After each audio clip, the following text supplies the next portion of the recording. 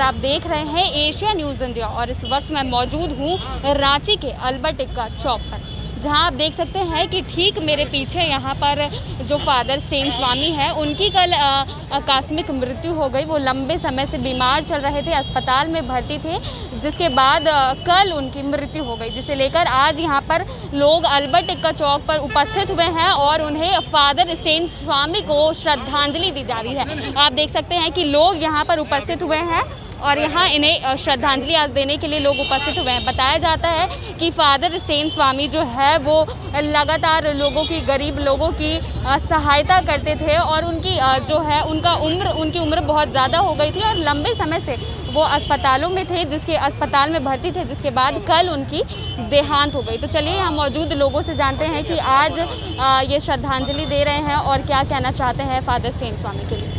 Sir, आज आप बताइए, जो फादर स्टेन स्वामी थे वो लगातार लोगों की, गरीब लोगों की सहायता करते थे और आज कल उनकी आकस्मिक देहांत हो गई। आज आप लोग श्रद्धांजलि देने पहुंचे हैं, तो क्या कहेंगे?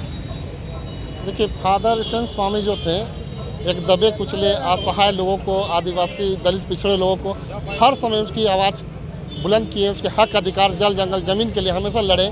और ऐसे व्यक्ति के लिए जो केंद्र सरकार झारखंड, रांची से उसे उठा करके न्यू दिल्ली, न्यू मुंबई ले गया गया, और जहाँ पर उसकी जिस तरह से तबीयत खराब हुआ जेल में, तो सरकार के द्वारा वहाँ पर ना उसके सही चिकित्सा किया गया, ना सही इलाज किया गया, ना सही दवा दिया गया, और उसकी ज़रूरत पर भी ठंड के समय में गर्म कपड़े तक नहीं दिया गया, और वो किसी प्रकार का चिट्ठी लिखना चाहता उसको एक कागज कलम तक नहीं दिया गया। सरकार का ये, केंद्र सरकार का जो रवैया थी, जो बदले की भावना से, ये हम लोग देख रहे थे कि उसके बदले की भावना से तरह के कार्य किया गया और कहीं ना कहीं उसकी एक सामान्य मृत्यु नहीं कर सकते इसको हम लोग।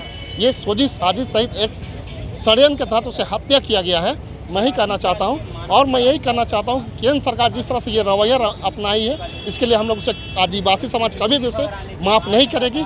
समय आने पर उसको हम लोग जल्द सबक सिखाएंगे।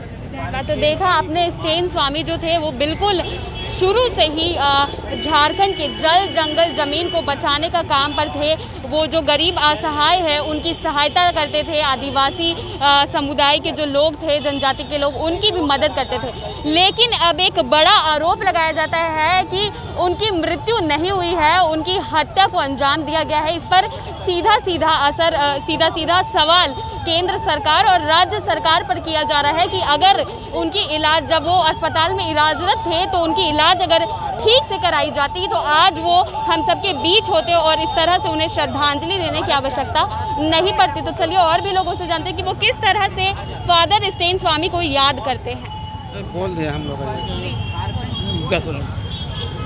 आज झारखंड में जो जल जंगल ज़मीन की जो बात आती है, आदिवासी की खासकर, तो फादर स्टेन स्वामी एक बुजुर्ग अवस्था में रह के 84 वर्षीय बुजुर्ग व्यक्ति थे, लेकिन ऐसे समय में भी वो हमेशा, उनका जो जज्बा था, जो हिम्मत था, कम नहीं था। और वो आज हम युवाओं के लिए एक प्रेरणा का स्रोत हैं और उनके दिखाए हुए मार्ग में बताए हुए बातों को आज हम लोग, युवा लोग, स्मरण रखते हैं। और हम ये जो मृत्यु है उसको मृत्यु नहीं बोलेंगे, हम एक लोकतांत्रिक हत्या बोलेंगे इसको।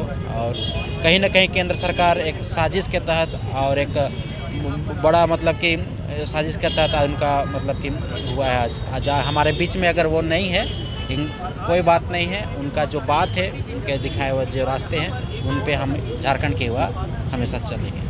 तो देख सकते हैं आप कि ये लगातार सीधा केंद्र सरकार पर निशाना साध रहे हैं कि ये केंद्र सरकार के तरफ से साजिश रची गई उनकी हत्या की, नहीं तो आज वो इस तरह से उनकी मृत्यु नहीं होती।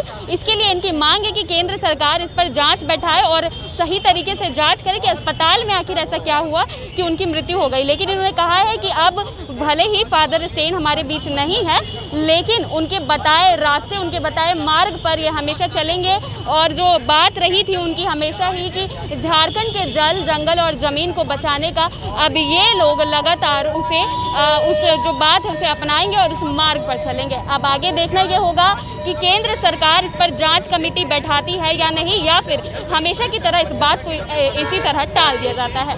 बाकी की तमाम जानकारियों के लिए जुड़े रहे एशिया न्यूज़ इंडिया के साथ। मैं कीर्ति सिंह, कैमरा पर्सन निशा के साथ, रांची।